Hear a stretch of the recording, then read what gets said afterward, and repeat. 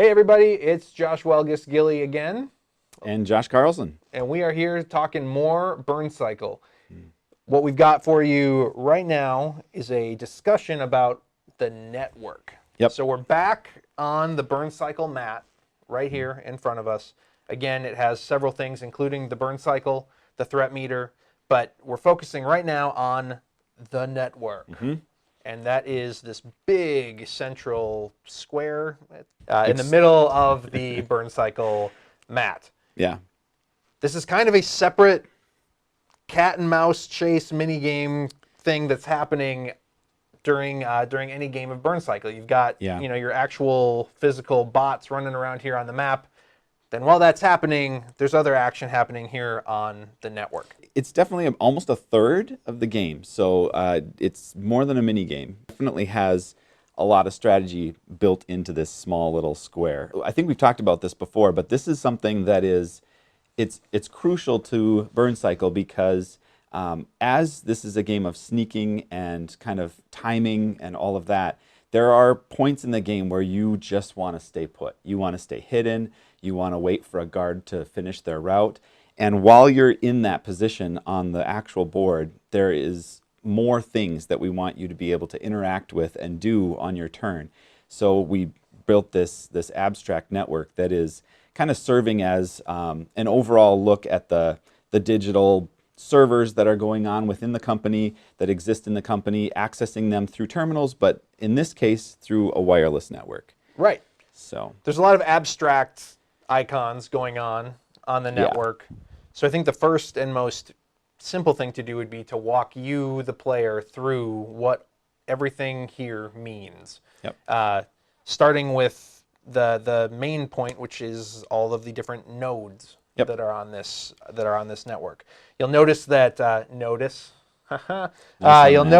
that the icons here match up along with the icons that you've already seen as a part of the burncycle. So we've got physical icons, we've got utility icons, and we've got tech icons here within each of these nodes. And then there are these red lightning bolt icons that are called access points, and they operate a little bit differently. So how do we move from node to node on the network? Well, first, we'll just say, again, prototype here. So very likely the symbols could change. This is kind of just to give us a real good idea of how this could look when it comes out. What you have in the center here is the network core, and you actually slot in the CEO to that spot. He or she is going to be the one that's sitting out the pings from that network core, and they're kind of on a hunt and destroy mission looking for your IPs. And each one of these pegs serves as an individual IP that each of the bots controls. So when you're accessing these little icons, which are the nodes that you brought up, you're going to be moving your IP address along the network. Now, there are actually multiple networks here. These green rings, each one represents a network. And as you work your way inward, you're traveling from one network to the next until you reach the network core at the center. Now, we've already covered how the burncycle over here affects your movement out on the map. You're going to follow these icons, and with each icon you can take an action out here on the map. The same is true when you are navigating the network, traversing the network. As you move down the burncycle, you'll be able to move your IP address along the network. And I'm going to let Josh explain a little bit more about how that works.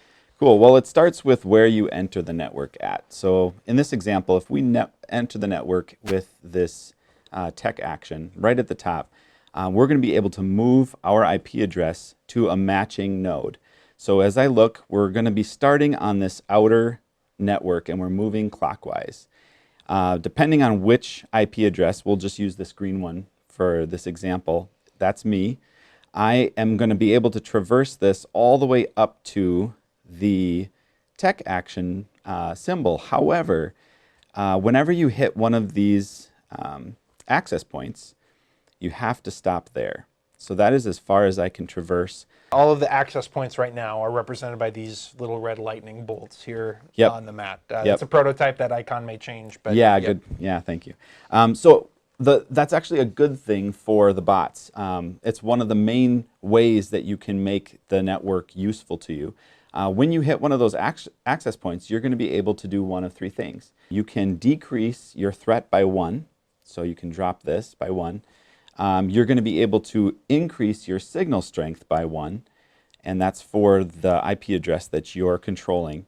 Or if you happen to have another IP address sitting on the network and they're connected to an inner network by a white line, we're going to be able to jump them inward to the next network. And that's important because the goal of the network is, like you said, it's a little bit cat and mouse based on the signal strength. If you have a signal strength that's higher than the pings coming out from the CEO, you're going to be able to boot those pings, send them back to where they came from, and you'll gain a power for each one of those. So that's kind of a big deal to be able to seek those out. However, if the strength of the ping is higher, you're going to be running from them because they're going to do the same thing to you. They're going to boot you out of the network. So let's talk about that a little bit. There are pings that are coming out from the CEO at various points in the game. Sometimes it might be dictated by a certain level of threat. Sometimes you may try to access a keypad for a door and you do it wrong, or you just choose to allow it to happen. Yeah. It may cause pings. Various things in the game are going to cause these pings to come out from the CEO, and they always start at the center, yep, of the network right next to the CEO. They are also moving in a clockwise fashion, and they are seeking you out. They're seeking Yep. out your IP addresses on the network. And while you are trying to make your way to the middle of the network, to the network core, Yep. the CEO is making his way or her way out of the core to try and knock your IP addresses off of the network as well. Yeah. This die right here represents, as Josh was mentioning, represents the signal strength of the pings of the CEO.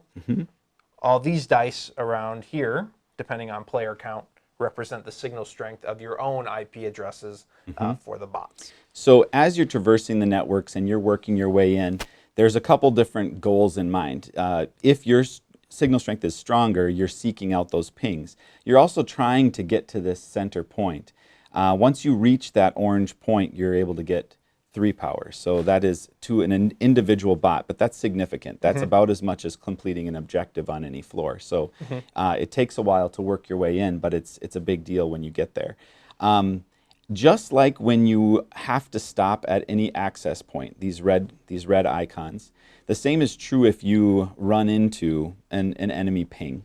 So if that has made its way, let's say it jumps all the way out here, and they're triggering the same types of effects when they hit these access points. You roll a die, and that die is going to determine whether or not the network jumps to an outer network, or it increases your threat, or increases its signal strength. So similarities to what we're able to do. But let's say it jumped out to there, and it was sitting there when I was making my move. When I traverse to this next symbol, I'm able to jump to here, but again, in this case, I wouldn't be able to because I'm now bumping into that specific ping. Thankfully, with my signal strength higher than this one, I can boot that ping. I take its place, this goes back, and I gain an XP. One of the most important things about traversing the network is knowing when to get in and when to get out. Yeah. So as we are moving down the burn cycle, you can pop in and out of the network at any point that you'd like. You may want to start by taking a tech action out here on the map. Then on your next turn, you may want to pop into the network to perform a physical action and move to a physical icon, or boot an IP address, or boot a ping rather, sorry, with your IP address.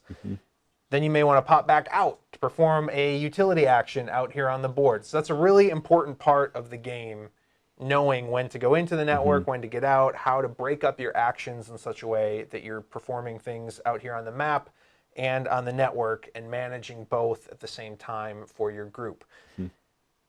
The other thing that we haven't really talked about is how objectives might interact with the network. Right. We've talked about it at a very basic level, but there's also going to be a lot of objective cards that are going to require you to boot a certain amount of pings to reach An X inner amount of network. icons. Yep, Yeah, yep. reach a certain inner network, et cetera, et cetera.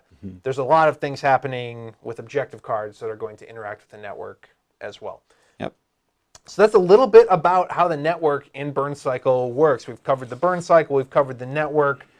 There's a lot going on in this game, but hopefully you've learned a little bit more about how all of this stuff starts to interact and become a really, really interesting exercise in teamwork and cooperation and infiltration. We'll be back with more videos in a little bit.